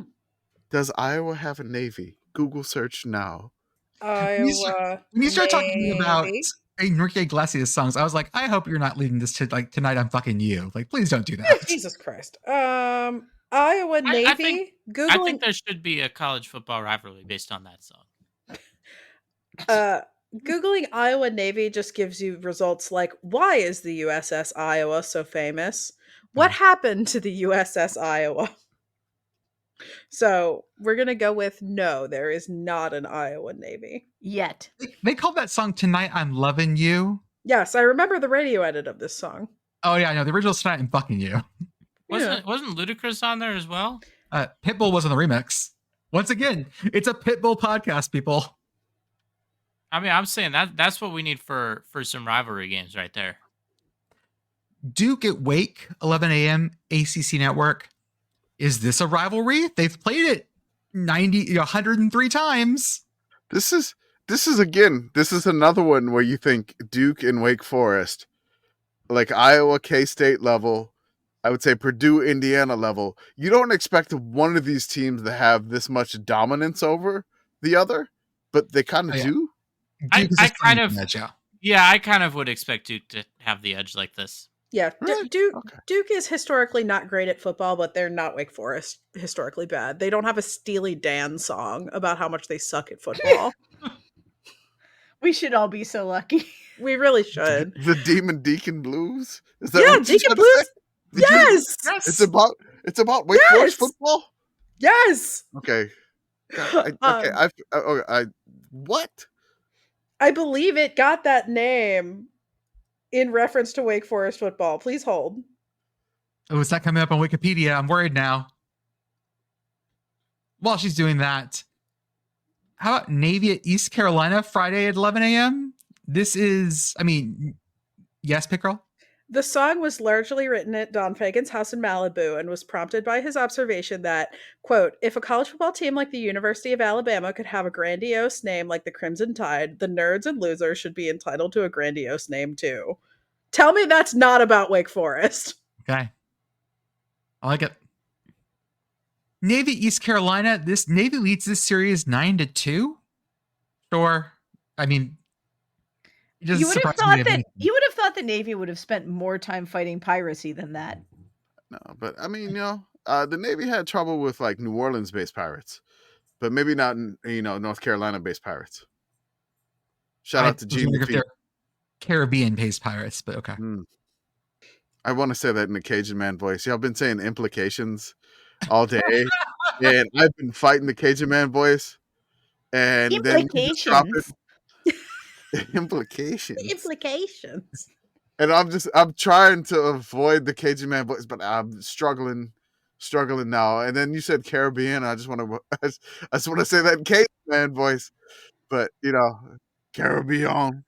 But I'm gonna stop. I must break in with a correction for myself, having scrolled down a bit further in the Wikipedia article about Deacon Blues. It was inspired by football player Deacon Jones, NFL player, who went to South Carolina State. Okay. And Mississippi Valley State. Learn something new every day. Mm-hmm. Hall of Famer, Deacon Jones. Yeah. How are we feeling about a Friday Egg Bowl? A Friday 2:30 Egg Bowl? No. This is wrong. Thursday Egg Bowl. This is why I've declared every single game this week a rivalry game, because they moved the Egg Bowl off of Thanksgiving. It's only been there for like 5-6 years. Yeah, I really don't think Thanksgiving is a big deal. Like, honestly, I'm fine with them not playing on Thanksgiving. Like, because, like, if you're a fan of these teams, like, you actually would go to this game. Like, that's kind of annoying for them to play it, like, on a day that a lot of people probably have plans with their family. Like, there's, I don't, I've never been someone that's like, oh, like Thanksgiving, like there has to be football, right? Like most of the time, I feel like Thanksgiving there has not been football, and it's like, oh, like they put one game a year on Thanksgiving, and it's like, I think that you could just have your holiday, like spend some time with your family, eat a meal, and then you've got 2 whole days of football, Friday and Saturday that you can be doing the football then. This is true, but very few things hit like having eaten like you have your Thanksgiving dinner in the afternoon, and then it's like 7:30, 8 o'clock, and it's dark as shit because it's late November, and you've made your like leftover turkey sandwich, and then you're like sitting on your couch, and you're like, in your food coma, and you get to watch the Egg Bowl specifically occur, because no matter what, no matter how good or bad either one of or both of these teams are, you are guaranteed to see some bullshit. This is the game that hinged on a player pretending to piss like a dog a couple years ago. You are gonna see some high quality entertainment, and I think that's what you want on Thanksgiving night. Or this year you get Dolphins at Packers. Of course, that's after you get Giants at Cowboys. No, thank you. We'll find something else to watch. I love that the Lions are on Thursday too, right? Yeah, Bears Lions. That's the early game. Yay! I love that. There was a giant butterfly effect from the fake pea celebration that changed the world. The piss heard around the world. The piss heard around the world. And then, of course, unfortunately, pandemic after that. But this game, it felt right on Thanksgiving. It sucks for the people that had to go to it on Thanksgiving. You know, like this kind of felt almost like a Thanksgiving tradition when they tried to put the Saints and Falcons at the same time as the Egg Bowl. Yeah. And so it would be Saints, Falcons, and Ole Miss and Mississippi State. It's just two of the most pettiest rivalries known to man in each league on Thanksgiving night when you're in this turkey coma and you can't move and like all this ridiculousness is going on in both games. I don't know if the Dolphins can deliver, but I don't know. I don't. It's weird that it's going to be on Black Friday at like 2 something in the afternoon. It's just like, man. You think Ole Miss like wakes up after what happened to them, or I don't know if Mississippi State's got enough to leap up and get them this year. No, there's zero way Mississippi State wins this. I'm not going to say 0 because this is the Egg Bowl. I'm going to say Game 0. is stupid. Okay, I'm going to say 0. Whatever. I'm going to say 0. I mean, I don't know. Like Ole Miss, they might be deflated after losing to Florida, basically ending their playoff chances. Not like this. There's no way. Fine. If I'm wrong, I will eat crow. Trust me. I mean, okay, who would have said that that Ole Miss was going to lose to Florida? There was always a chance because it was in the swamp. Because it was in the swamp. The Ole Miss is at home, right? Mm-hmm. Yes. Yeah. You kind of feel like they're not going to mess this one up. If they do, oh my God. We're going to have a field day if they do. I could also I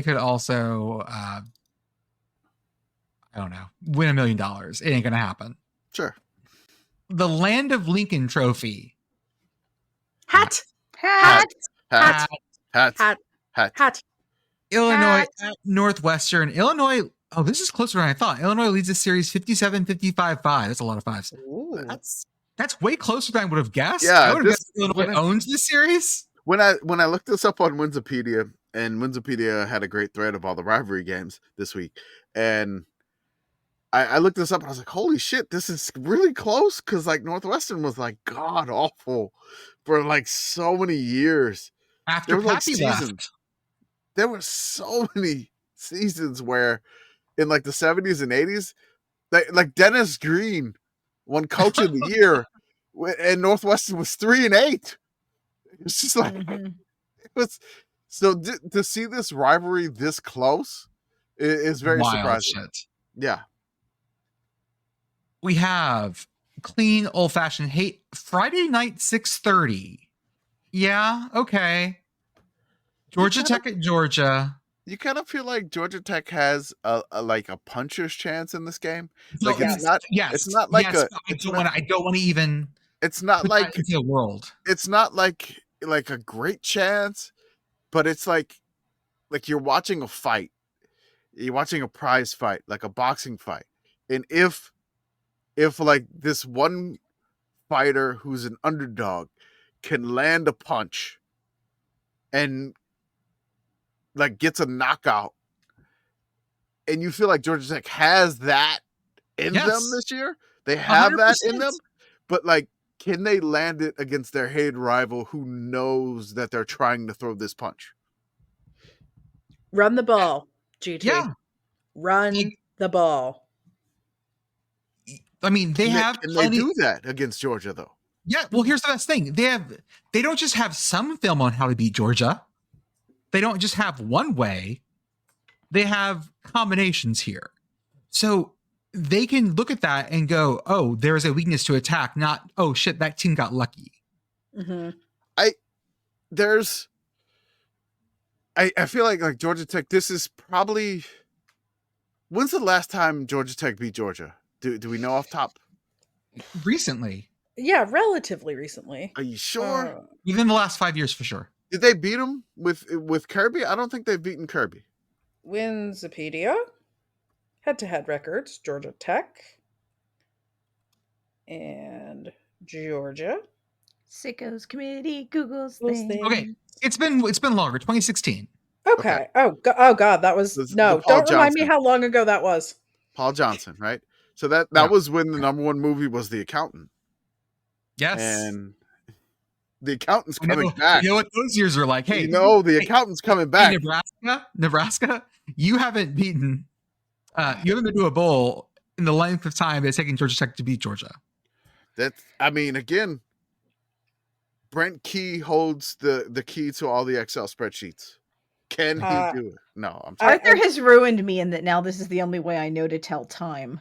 You know what's funny? I have to go watch The Accountant now. Like, I don't watch, like, you can give me like the 4-hour YouTube video to watch. I'm not going to do it. Arthur has convinced me to watch The Accountant now based off of this fact. And now it's come up 2 podcasts in a row. Pitt Girl. I have another fact, and that is that of the 4 times that Georgia Tech has beaten Georgia in this millennium, all 4 of them so far have been in Athens. Where is this game? It's in Athens. Oh, okay. The fall of the Greek Empire. The Governor's Cup. Louisville at Kentucky, 11 a.m. SEC Network. Kentucky leads the series 20-15. I love this. This feels like not enough games. It does not feel like it's not enough games for how much these 2 teams hate the fuck out of each other. Like, these 2 teams, they fucking can't stand one another. It is just something. There's so much hate here, and it's red versus blue. It's like Bloods versus Crips. It is just it's like the London rivalry. It's like Chelsea and Arsenal. It is These like metaphors are going fucking wild. This is insane. Like, these 2 teams hate each other so much, and I'm surprised that it's this close because it feels like Kentucky beats the crap out of Louisville a lot in these games.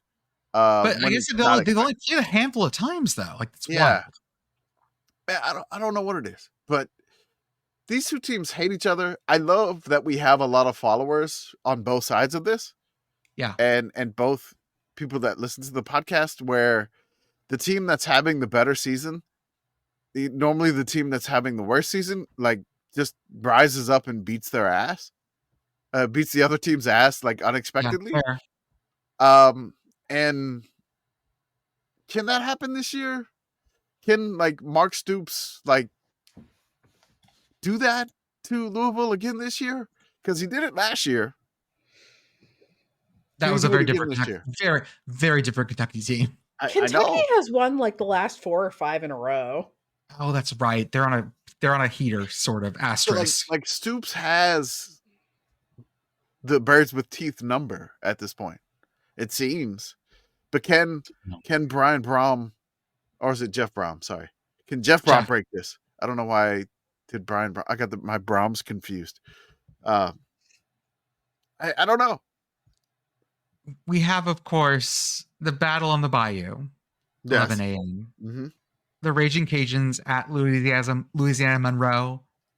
The Raging Cajuns need this win to even have an outside shot at the playoff. Yes. And ULM needs this for their first bowl game in a long time. I believe. So at one point, ULM, I think it was like 2018, they finished 6-6 and they got snubbed for a bowl game. According to Arthur's math, ULM is one of the 12 teams, if they get their 6th win, could be on the outside looking in if they do this. And if ULM wins this game and South Alabama beats, I think they're playing Texas State. If South Alabama wins, USA,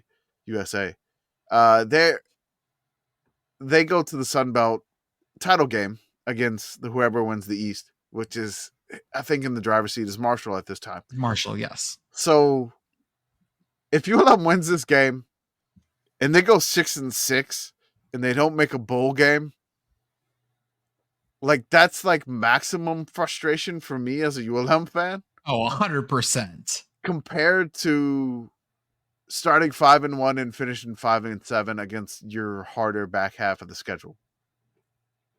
Yeah. So maximum ULM mentioning pain would be to win this game, keep the Cajuns out of the Sun Belt West title game, but still not make a bowl because there's not enough slots. And even as a committee, we have like 140 some odd thousand followers on Twitter, and we could yell for it all day and just have it fall on deaf ears. That would probably hurt me more, and that feels like the more likely outcome at the moment. Yeah, I'm afraid that feels. So what I'm hearing is that it's time for us. I mean, Matt Brown just sponsored a bowl game. The Sickos Classic. Like I think this is one of those moments where we may need to be the change that we want to see in the world. If like ULM, if like this is happening, we're going down swinging. Sickos Committee Frisco Classic, come on down. Yes. Honestly, like if this happens, like if ULM is like left out of a bowl game or something, like because I remember they tried to organize a game against like Miami, Ohio, who got left out in like 2018, I think it was. And like the NCAA was like, no. I'm like, I don't care. Let's go to like fuck it. We're going to Jamaica and let's host a bowl game. International water. The Cayman. Oh, they said the Cayman Islands. They will ask you shit. Let's go the back Cayman to Islands Cuba. Tax Fraud Bowl. Fuck you guys. We're going to Cuba. We're bringing the Bacardi Bowl back. Hell yeah. Hell yeah. What do you think Famous Toastery's up to? That's a great question. They just changed their menu. I just saw that because we followed them. We follow their Instagram, okay. and like we never unfollowed. Yeah, they're changing their menu. They're living their life. Okay. I do think it was funny that their big ad campaign there was not eat at a famous toastery. It was franchise a famous toastery. I've eaten at Famous Toastery. It's okay. This may display my bias as a member of as a member of this podcast. But if I'm a person who runs a bowl game, I would seriously think about taking ULM, because think about how excited their fans are going to be, right?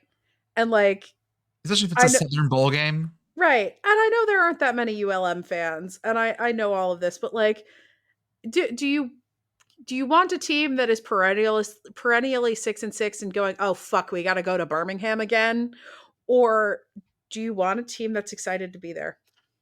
First of all, they got to win this game. It's the Cajuns. It's gonna be tough. Like I looked at like Bill Connolly's SP Plus, and he's got the Cajuns favored by like 22, and the spread's only 9. And I'm like, okay. Now again, his math really likes. It's in Monroe. It's in Monroe. If the weather is nice, and it's on ESPN ULM, if the weather is nice, maybe this can happen. And honestly, if it does happen and they finish 6-6, but like ULM was not supposed to win more than 2 games this year. You're right. You're absolutely right. We're not. And I'm like, oh man. So Saturday, the game, high 56, low 34. So I mean, no adverse weather whatsoever. It's just gonna be a cool northern Louisiana day. Maybe them boys from South Louisiana or lower Louisiana can't handle the coolness up in Monroe, baby. Air Force at San Diego State, 9:30 p.m. FS1. Sort of our goodbye to the Mountain West minus the Hawaii game. Air Force leads this series 21-18, and Commish, I think you wrote this. It's funny. Yeah. Go for it. And that could likely be the final score of this game. Yep. Yep. That's all I got to say about that one. Yep. I may be going to the Holiday Bowl, so we're going to lay off San Diego State Stadium for a bit. Okay. So they let me in. Miami at Syracuse, the classic. El Clasico, as we call it in college football. El Nuevo Clasico. Miami at Syracuse. Miami leads the series 16-7. Yeah. And Miami needs this. I mean, I love this one because Miami used to play in the Orange Bowl. Bump this one up, by the way. This feels way more we're like... bumping it up there. But the only problem is, like, people are just like, well, it's got playoff implications. We got to keep it lower. And I'm like, it's Syracuse at home. Like, dude, Syracuse at home. If it was on a weird day. Oh, if this were like a Thursday night game, done. Well, I mean, like, if it was the Friday night game, bury Miami. Because No, that's what- absolutely not. Yeah, like that's how Miami lost to like Pitt. It was a Friday like afternoon game after Thanksgiving, right? It was Yeah. Black Friday, and So I if was it was there. the Friday afternoon game on Thanksgiving, like Miami's done for. But it's a Saturday game. But Q's is good. Q's is good. Like I am not afraid to say that Q's is good. And Miami So fraud great. watch remains eternal. Yeah, I was gonna say, how much fucking around can Miami like survive in this game? Miami's gonna do this shit every freaking game. They're gonna do the shit. It's gonna be close, and at the end of 3, and you're gonna be like, okay. And then I was like, is Miami gonna shift it into gear or not? Georgia Tech didn't let them to shift it into gear. Can Q's not let them shift it into gear? They're kind of built to do that. Q's kind of does the same shit Miami does. Mm-hmm. Like But Q's fucking was doing around, this yeah, shit they do that against too. Hughes was doing that shit against Virginia Tech. Like they were So- fucking around, and all of a sudden, here they shifted it into gear, and they win it So, in the so fourth this quarter. is just like the Spider-Mans pointing at each other. It seems that way. Again, Orange Bowl connection, and they're the actual orange. I don't know. This might be like the Spider-Mans pointing to each other in Into the Spider-Verse, where Mm. like the Spider-Mans are different. These are not identical Spider-Men. They One of went these is through all- Spider Pig for sure. Yes. Yeah, that's right. Syracuse is Spider-Pig. The people that I've made the angriest today, NC Yeah. State at North Carolina. Does this have a name? The Tar Heel Bowl? The Tar State Bowl? What are they? Is this? It's got a name, whatever. I gotta see. Oh, this is one of the victory bells, isn't it? I don't know. Or is that Duke UNC? Who knows? Okay, Look at apparently it this is called the North Carolina NC State football rivalry. That's lame. Okay. The only thing I really remember about this game is the video that you have of the sad North Carolina fan, and then like the girl that he's with. Oh yeah, the Wolfpack girl, and she's just like, Wolfpack, yeah. yeah, go Wolfpack, yeah. And and then everybody in our replies is like, yeah, this girl is go to hell. This like this. It's So just a video. NC State needs this for bowl eligibility. They do. Mack Brown's last game, probably coaching. They haven't said he's going to coach the bowl game or not. I think Pitt Girl had the best saying for this one. Dead Mac walking. Yep. Dead Mac walking. Yep. Macintosh Brown. Macintosh Pour Brown. one out. Pour one out for the puffy coat. The He Puffy said- Coat's last ride. He said Macintosh Brown. Saddest man in the whole damn town. Thank you. I need to Saturday get there. no King Kong. No, Does anyone have any interest in the Iron Bowl? It's in Tuscaloosa. I mean, maybe- Auburn needs to win to make a bowl game. Auburn needs to win to make a bowl game. Bama looking very mortal. As always, I would like that motherfucker fired, but it would be funny. I can't believe Auburn and Alabama have not played more than like 100 times. Like I'm looking at the series and it's only like 88 games. I feel like they've been playing since like 1896, but it's not the case apparently. Okay. Yeah, this is more of a Schadenfreude situation than a like class of the Titans here. But again, it's the Iron Bowl. This gets weird all the time. Nevada at UNLV for the Fremont Street Cannon. Not Fremont Street Cannon, the Fremont Cannon, the heaviest The rivalry Fremont trophy in Street FCS. Cannon experience. Going to the Gold Nugget. Woo! This is the Nevada Wolfpack lead this series 28-21. Oh, this is on CBSSN. Oh. Da, da, da, da, da, da, da. God, I In the love. Raiders Stadium, it doesn't hit the same. In I'm gonna give a shout out. Garuba. I want to give a shout out to CBS-SN real quick. They actually talk about the games that are on their freaking network. They do. They do preview shows for the games that are on their network. They're really They- fun. They talk about the players, and then at the halftime, they will break down the game that is actually occurring on their network. So shout out to CBS-SN for doing that. We shouldn't have to shout you out for doing this, but you do it, and we appreciate it. Okay, things that are of course these are all rivalries, but we'll go quickly. Rivalry week. Kansas at Baylor. Baylor leads the series 18-4. That seems weird. Yes. Also, Kansas needs this. Yep. And Baylor needs this to knock West Virginia out of the championship. It wins, like all the scenarios go away, so that causes your problems to go away, Beth. I know. It's just fucking West Virginia Thanos snapping this away. West Virginia Thanos is just Thanos, I think, at the end of Endgame when he's farming. Just no shirt on, just, yep. Mm-hmm. Territorial Cup, Arizona State at Arizona, 2:30 on Fox. Arizona leads the series 51-45-1. Arizona State needs this to be in the talking for the Big 12 championship. 12 seed in the current actual playoff rankings. Hey. That was great. That made me so happy. Consider Arizona State. They're considering them. Rutgers and Michigan State have played 15 times. Michigan State leads that series. Michigan State needs that one for bowl eligibility. Central Michigan at Northern Illinois. CMU leads that series. Ball State at Ohio. Ball State leads that one. That's grim. Miami of Ohio at Bowling Green. This one is important because there's a MAC title berth on the line. Miami leads this series by a bunch. Ooh. That's an important one. That is. Oregon State at Boise State on a Friday night. Oh, sorry. Friday at 11 a.m.?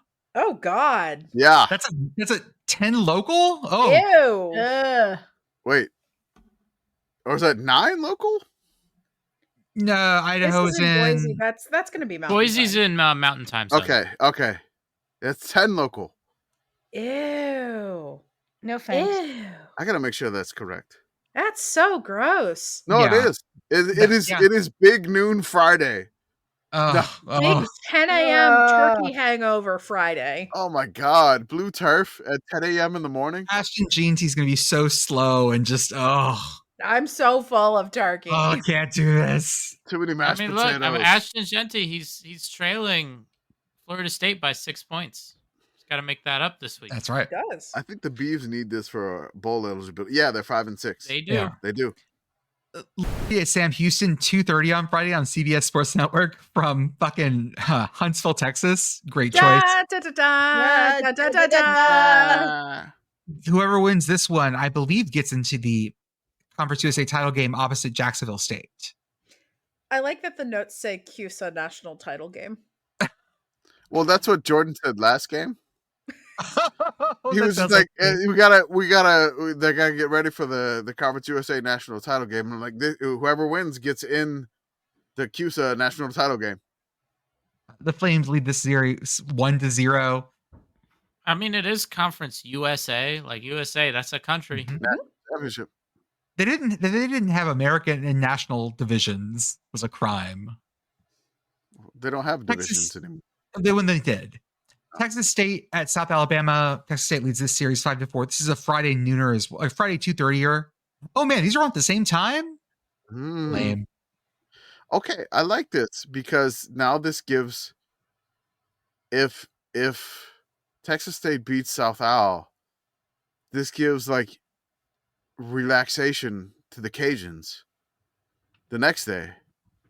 Oh, so they play down. Got it. Okay. Whoa. Relaxation. That's relaxation. So they're in Mobile. Would you like to have some libation? Libation. Just daiquiris for the whole team. Done. Putting daiquiris in the Gatorade bottles. Utah State at Colorado State Friday at 2:30 as well. Colorado State leads this series 39-38 too. This has been a close one throughout history. Yeah, it's again, if Utah State wins this, it's even. Utah State again still in the market for a head coach. This could bode well if they win this one for the interim. Other games on that on Friday at 3:00, a series that's not close. Stanford at San Jose State. Stanford leads this one 52-14-1. Ooh. Yikes. All right, it's rapid fire time. Let's go. Yeah, Tennessee Vanderbilt, UTSA Army, Cal at SMU. I'm going to be there for part of that game. Hey. SMU leads that series 1-0, by the way.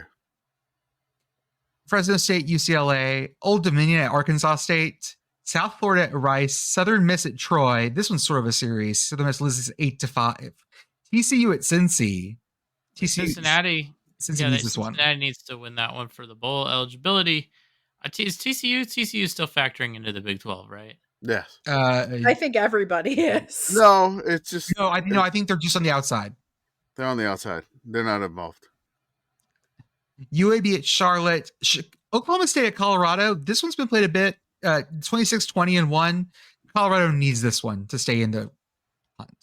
On Friday at On a Friday? noon. Oh God. This is another 10 a.m. local 10 kick. a.m. local. What the fuck are we doing? Get your Black Friday deals. The doorbuster This special. is ABC too. This is not like Fox getting all horny to get people up early. Doorbuster special. Is Get that your what Black Fox is Friday trying to do deals. for me? It is Big Nude Saturday. It is Yes. Big Yeah. Dude Friday. Jacksonville State at Kentucky. Wyoming at Washington State. Haven't played that often. Wazoo leads the series 5-2. On the CW. On On the CW. Only on the CW. Only. We gotta say that.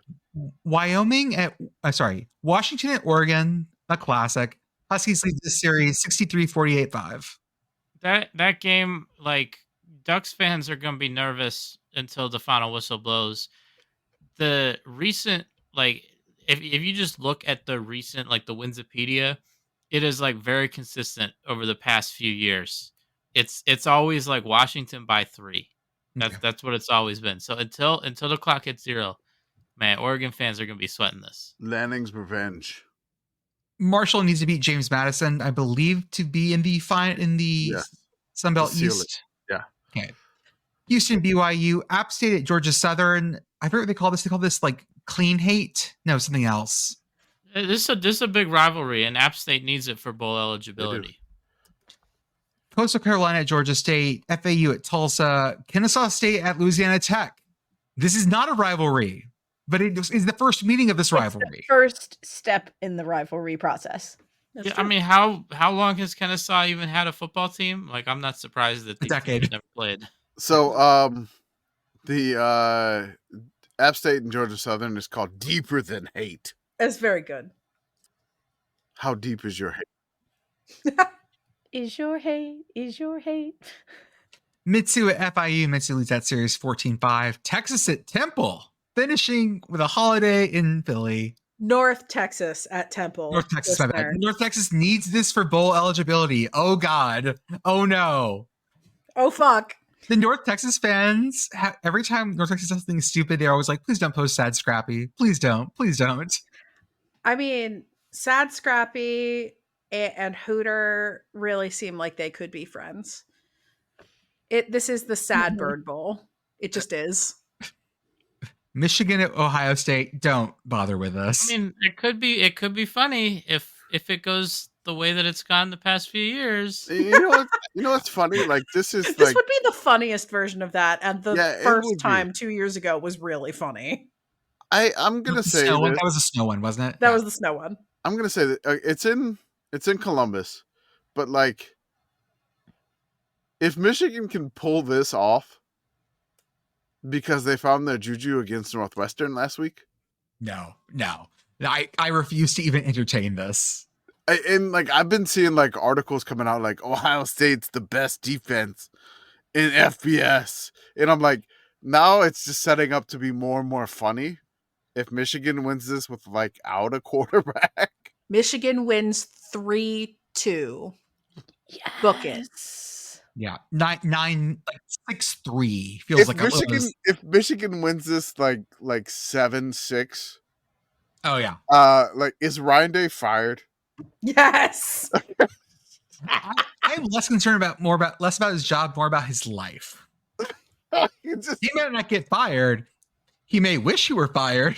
Assassination is the ultimate firing. What is a firing squad? But It's not on Ryan Day. Don't do that. 11 Warriors blog folks. Nobody. Buckeyes fans, y'all take it easy. Notre Dame at USC for one of my favorite trophies, the Jules Shillelagh. Another one, man. There's one way this is really funny, and everything else is not worth paying attention to. Yeah. Mm-hmm. Oklahoma and LSU have only played 3 times in history. Okay. Hey, man, Right. watch out for that Taco Bell hangover. Sugar no, Bowl man. last game. It was because that's how LSU won the national title in 2007 in the Sugar And- Bowl. Of course, we are bringing back Texas at Texas A&M. Oh, I thought you were going to talk about Maryland. Full at on Penn State. Rivalry.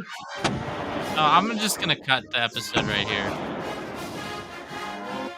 No, we're not. We're not You doing know what? this. You know what's funny? You can't cut the episode here because we get to find out who Penn State's actual rival is I know. in the Turkey Bowl. Sorry. And of course, I mean, I have nothing to say about Texas A&M. Everyone else has said things better than me. Yeah, whatever. Maryland at Penn State. Penn State's one true rival. Penn State's one true rival. What's the series, Beth? It's a really